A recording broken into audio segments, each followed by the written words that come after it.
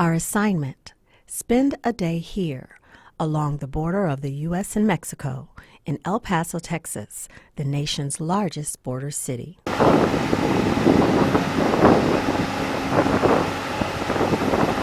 Let me introduce myself real quick. My name is Oscar Cervantes.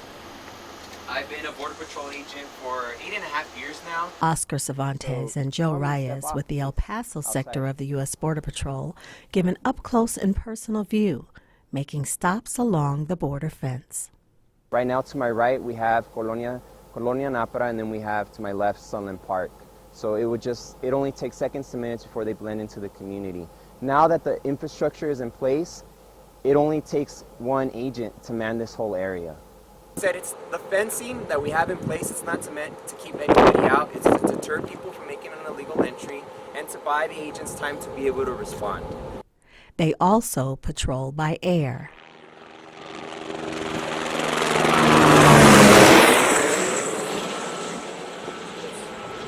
And ground.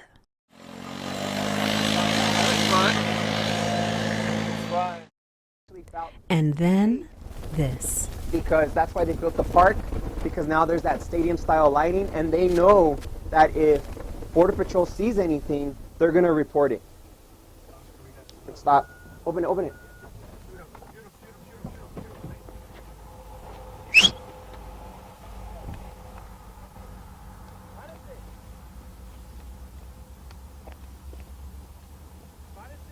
Párense.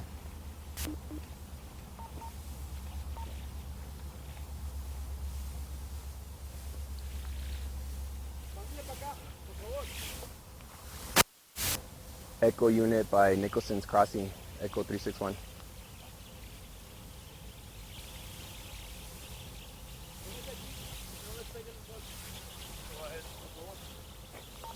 Yeah, 10-4, can you make a meet just east of Nicholson's Crossing, please?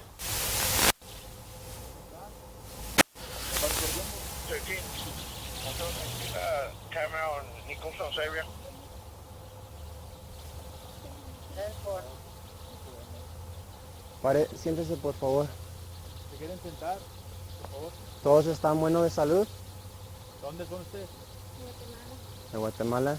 Nosotros somos agentes de la patrulla fronteriza. ¿Ok? ¿No tienen nada en sus bolsas, algo que les pueden hacer daño a los oficiales, nada?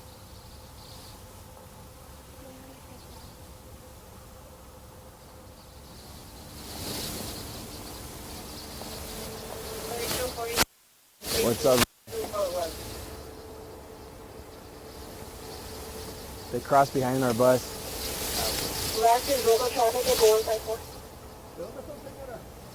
Guatemala.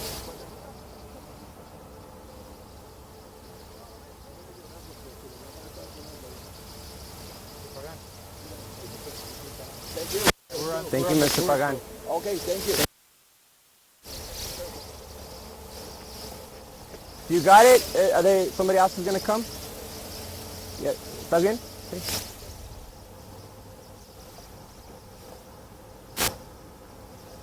This is why I carry this thing.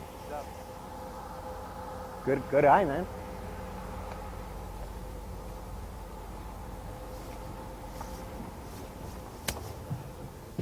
So not many people have had the chance to see something like that. Some people, I apologize, some people can't see something in regards to, well, you know, when you guys just witnessed an apprehension. Yeah, you just witnessed an apprehension, which in turn, it's not our, which I would want to say is, it doesn't make our job easy. You know, there's another misconception is people think is we're robots. We're not. We're humans. We do our job with compassion. So, you know, we feel for people, but we have a job to uphold. It's something that we signed up for.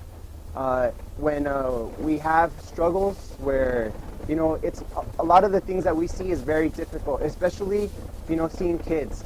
I myself am a parent, you know, Joe, he's a parent, you know, so it's hard to see kids to be put through, you know, making that illegal entry.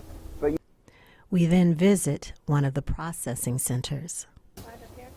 So this is the only place, I'm sorry, we should have actually stopped filming because we're now in a government facility.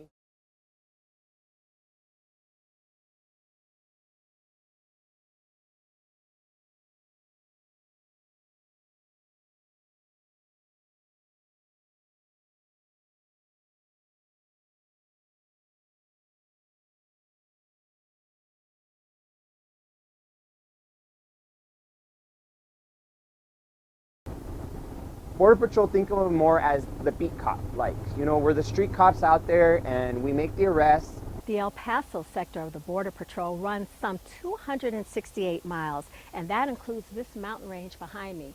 Over my shoulder there, those are 18 feet high fences, and they're secured 5 feet underground. What you may not know is the history of this section, dating back to 1904, when mounted police on horseback stopped Chinese immigrants from entering the country. So when I was a kid, I could ride my bike through the desert and get a Coke in Mexico and ride back with nothing but me and the jackrabbits and a friend. Now it's obviously a bit more, it's impossible to do that, first of all. Restaurateur Robert Ardavino's business has been in his family since the 1940s, right here in the borderline community. You know, most of all of the people that have come through haven't been coming through to cause problems. I know that because I don't have any problems here on the border, many problems here on the border, but at all. I know that there's been issues with, they say, drugs coming over the border. I guess I've been here 25 years and I know of 3 or 4 times where someone has brought something over and utilized the space somehow to try to get it in, but they never, it gets caught, they get caught. So I don't know what I don't see, but I do see that it's not what's being described in the national news coming from the middle part of this country. We hear the same sentiment from others, like this U.S. citizen who did not want to give his name or show his face. Like my dad, he came over here in 1976. That was the first time that he crossed to the United States, and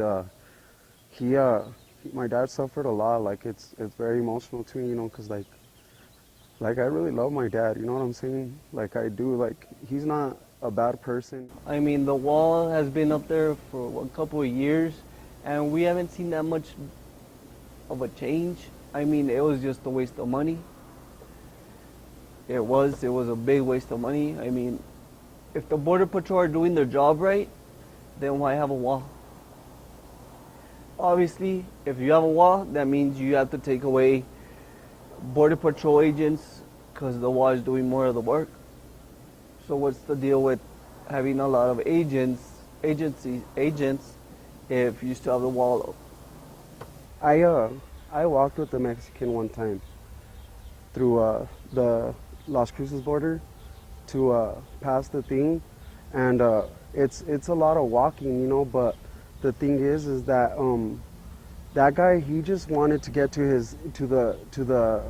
the mother of his child because she was sick and she was gonna die, and he got deported over here, and that was the only time that I ever did it. Like I didn't do it as a career, but I felt obligated to help this dude because I knew what was going on with him, you know what I'm saying? And like I wanted to help him. Like I didn't care if I got caught, you know what I mean? Like I really wanted to help this dude because, you know, he was trying to get to something that he was just snatched out of, you know what I mean? Like he had been over here for so many years, and you know, he wasn't doing nothing illegal, he wasn't doing nothing wrong, you know what I mean? And he just wanted to get back to his wife and kid, you know, and he did what he had to do, you know, and I did what I could to help him. 25,000 people were apprehended in the El Paso sector last year.